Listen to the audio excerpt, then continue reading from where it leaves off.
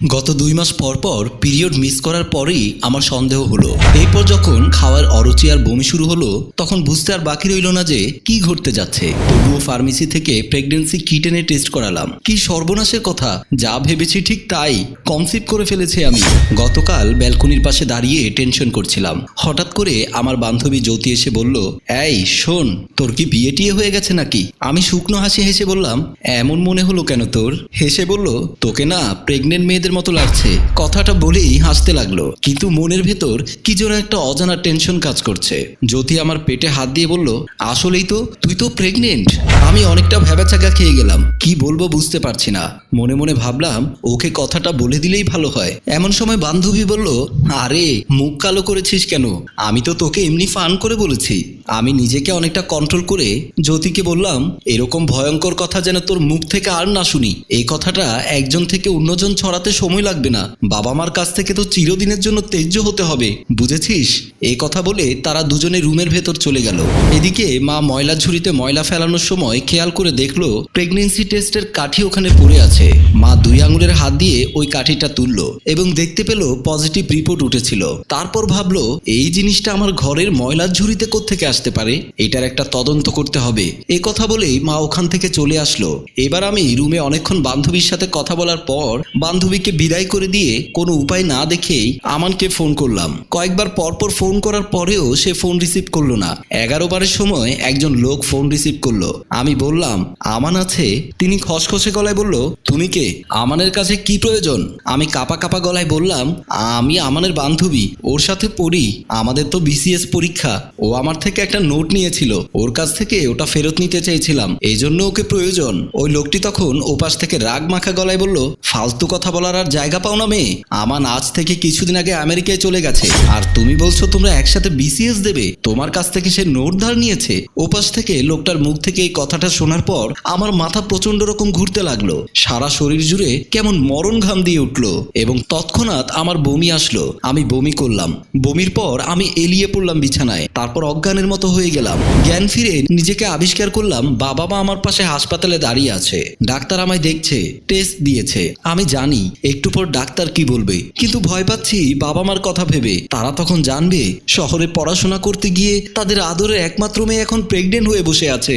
তখন কি অবস্থা হবে তাদের, কিংবা আমার সাথেই তাদের আচরণ কিরকম হবে? হোটেলের সব কজন যখন বিষয়টা জানবে তখন? মা নীরবে মুখে কাপড় দিয়ে কাঁদতে লাগলো। বাবা বলল, মারে তোর কি হয়েছে, আমাকে একটু বল। ডাক্তার বলল, আপনার জন্য সুখবর আছে, আগে দোকান থেকে মিষ্টি নিয়ে আসুন, তারপর সুখবর শুনবেন। বাবা অবাক হয়ে বলল, মিষ্টি আনবো কেন? আগে নিয়ে আসুন না, তারপর বলছি। মেয়েকে নিয়ে টেনশন করবেন না, সে পুরোপুরি সুস্থ। মিষ্টি ছাড়া আপনাকে সুখবর দেওয়া যাবে না। বাবা আলহামদুলিল্লাহ বলে মিষ্টি আনতে চলে গেলেন দোকানে। মা বোকার মতো দাঁড়িয়ে আছে ডাক্তারের সামনে। কিছুক্ষণ পর বাবা মিষ্টি নিয়ে ফিরে আসার পর ডাক্তার বাবাকে বললেন, আপনি নানা হতে যাচ্ছেন, এখন আলহামদুলিল্লাহ বলে মেয়েকে মিষ্টি খাইয়ে দিন। ডাক্তারের মুখ থেকে কথাটা শুনেই বাবার মুখটা কেমন যেন মলিন হয়ে উঠল, চোখ দুটো হয়ে উঠল লাল রাগি রাগি। সঙ্গে সঙ্গে বাবার হাত থেকে মিষ্টির প্যাকেট দুটো মাটিতে ঝপ করে পড়ে গেল। আর বাবা আমার কাছে এসে আমার দুগালে দুটো শক্ত চর বসিয়ে দিয়ে বললেন, ডাক্তার কি বলছে এসব? আমি চুপ করে রইলাম, শুধু চোখ দিয়ে গাল বেয়ে গড়িয়ে পড়ল কফটা গরম রংহীন জল। বাবা আর কথা বললেন না। মিষ্টির প্যাকেটটার মতো তিনিও ধপ করে বসে পড়লেন ফ্লোরের উপরে।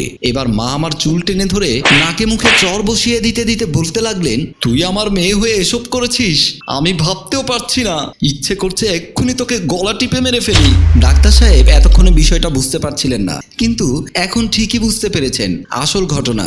আসল বললেও ভুল হবে। তিনি হয়তো মনে মনে ধারণা করেছেন আমি বিবাহ বহির্ভূত কোনো একটা ছেলের সাথে বেড শেয়ার করে কনসিভ করেছি। ডাক্তার সাহেবের মুখ কেমন লাল হয়ে যেতে দেখা গেল। মা এবার আমার চুলে শক্ত করে টেনে ধরে বললেন, কার সাথে এসব করেছিস বল। আমি কিছু বলতে পারছি না, ঠোঁট কাঁপছে থর থর করে। মা আমার মাথার চুল আরো শক্ত করে টেনে ধরেছেন, যেন টেনে টেনে আজ ছিঁড়েই ফেলবেন আমার মাথার সব কটি চুল। আমায় চুপ করে থাকতে দেখে মা বাবা আমার গালে চর বসিয়ে দিতে শুরু করলেন। আমি এবার কেঁদে উঠলাম। মা আমার মুখে তখন থুতু ছিটিয়ে দিয়ে বললেন, হারামজাদি, বেহায়া, লজ্জা শরম নেই তোর। গলা ছেড়ে কান্নাকাটি শুরু করলো। আবারও মুখে কাপড় দিয়ে ইনিয়ে বিনিয়ে কাঁদতে লাগলো। 2 দিন পর আমার শরীর সম্পূর্ণ সুস্থ। মায়ের কাছে আমি সব বলেছি, বাবাও শুনেছেন সবকিছু। কিছু।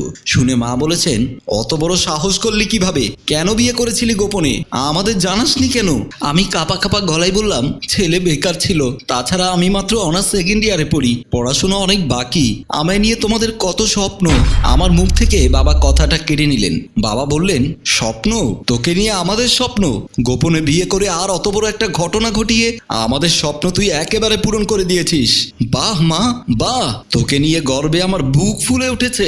বাবা কথাগুলো বলেই হাউমাউ করে কেঁদে উঠলেন। কাদার সময় বাবাকে কেমন বোকাশোকা দেখাচ্ছে, মনে হচ্ছে আল্লাহর দুনিয়া এমন ব্যথিত অসহায় মানুষ আর দ্বিতীয়টা নেই। মাও কাঁদছেন, কেঁদে কেঁদে বলছেন, তোর ভাই নেহালকে এখনো কিছু শোনায়নি, ও যা রাগী, শুনলে যে কি হবে ভাবতে পারছিস? তোকে গলা টিপে মেরে ফেলবে একেবারে, তারপর নিজেও মরবে। আমিও কাঁদছি, নাকে মুখে কাপড় চেপে ধরে কাঁদছি। মা এবার বললেন, ওই নম্বরটা দে, ফোন ধরিয়ে দে আমায়, ওই শুয়োরটার মার সাথে আমি কথা বলবো, দেখি কেমন সন্তান জন্ম দিয়েছে সে। আমি ভয়ে ভয়ে মোবাইল নাম্বারটা তুলে বাবাকে দিলাম। বাবা ফোন দিল, ফোনের সুইচ অফ। মা রেগে মেগে আগুন হয়ে বললেন, ওদের বাড়ির ঠিকানা বল, কোথায় ওদের বাড়ি? আমি খানিক সময় চুপ থেকে বললাম, চন্দনাইশ হাসিমপুরে, কিন্তু ওরা শহরে থাকে, কল্পলোক আবাসিকে ওদের বাসা। মা বাবাকে বললেন, তুমি তুন্নার কাছে থাকো, আমি কল্পলোক থেকে আসছি, ওই হারামজাদাকে কান ধরে নিয়ে আসবো। বলেই মা বাইরে গেল। মা ওই বাসার ঠিকানা বরাবর গিয়ে দেখলো বাসায় কেউ নাই। দারোয়ানের সাথে অনেক কথা বলল, ওদের খবরাখবর নিল। দারোয়ান বলল, এই বাসা ছেড়ে চলে গেছে 2 মাস হয়ে গেল। মা বলল, এখন কোথায় আছে বলতে পারো? চাচিমা, আমি জানি না কোথায় আছে। মা হতাশ হয়ে আর কিছু না বলে ওখান থেকে বাড়ি চলে আসলো।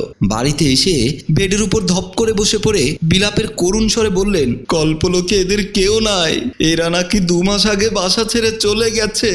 বাবা বললেন, কোথায় আছে? কোনো তথ্য বের করতে পেরেছো? বাসার দারোয়ান কিছু জানে না, শুধু জানে ওরা বাসা ছেড়ে দিয়েছে।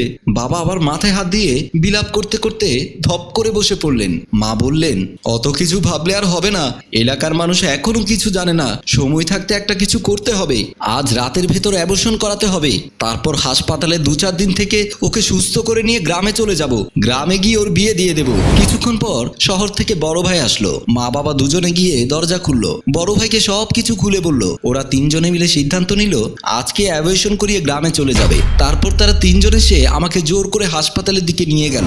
হাসপাতালে ঢুকতেই আমি একবার চিৎকার করে কেঁদে উঠেছি। মার হাতটা শক্ত করে ধরে অনুনয় করে বলেছি, ও মা, মাগো, ও মা, তোমার পায়ে পড়ি গো মা, তুমি আমার এই ক্ষতিটা করো না। মা কাঁদছেন, কেঁদে কেঁদে নার্সদের বলছেন, যাও ওকে নিয়ে যাও। আমি জান প্রাণ ছেড়ে চিৎকার করে বললাম, না, আমায় তুমি নিয়ে যাবে না। ও মা, ওরা আমার কথা শুনলো না, আমায় নিয়ে যেতে লাগলো টেনে টেনে।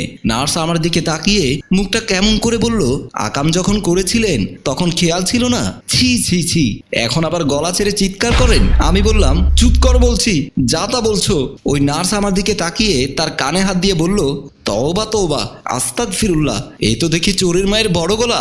নষ্টামি করে পেট বাঁধালেন আপনি। নষ্টামি করেছি মানে? নষ্টামি না করলে পেটে বাচ্চা আসলো কিভাবে? গায়েব থেকে? আমার যা রাগ পেল এবার। আমি ওকে ধমক দিয়ে বললাম, একদম চুপ কর স্টুপিড। তারপর আমাকে মেডিকেলের সিটে শোয়ালো। একটু পরে অপারেশন শুরু হবে। আমি এবার কোনো উপায় না দেখে আল্লাহর কাছে হাত তুলে বললাম, হে আল্লাহ, আমি তো কোনো অপরাধ করিনি, তবে কেন বিনা দোষে আমাকে এত বড় শাস্তি দিচ্ছ? আমি তো আর ধৈর্য ধরতে পারছি না, হয় আমাকে এখন মৃত্যু দাও, না হলে এটা সুস্থ সমাধান করে দাও। নার্স আমাকে একটা সেন্সলেস করার ইনজেকশন পুশ করার জন্য আসতেই দরজা থেকে কে যেন ডাক দিল, দাঁড়াও। তখনই ডাক্তার সহ সবার দৃষ্টি দরজার দিকে। আমি দেখতে পেলাম সে আর কেউ নয়, আমার স্বামী আমান ফিরে এসেছে আমার কাছে। দৌড়ে এসে আমাকে জড়িয়ে ধরলো। আমি আমার বাবা মায়ের সাথে আমানকে পরিচয় করিয়ে দিলাম। তারপর আমি বললাম, আল্লাহ সঠিক সময় আমার কাছে তোমাকে পৌঁছে দিয়েছেন, এটার জন্য একবার বলি আলহামদুলিল্লাহ। সম্মানিত দর্শক, যুগে যুগে একটা কথাই প্রমাণিত, সত্যের মৃত্যু নেই। সত্যিকারের ভালোবাসা কখনো মরে না। সুতরাং আপনারা যাকে ভালোবাসেন না কেন, মন থেকে ভালোবাসুন, তারপরেই সফলতা নিশ্চিত। গল্পটি রচনা ও প্রযোজনায় মঞ্জুর মোর্শেদ, পরিচালনায় রেজাউল কবির চৌধুরী, ক্যামেরায় রিমন।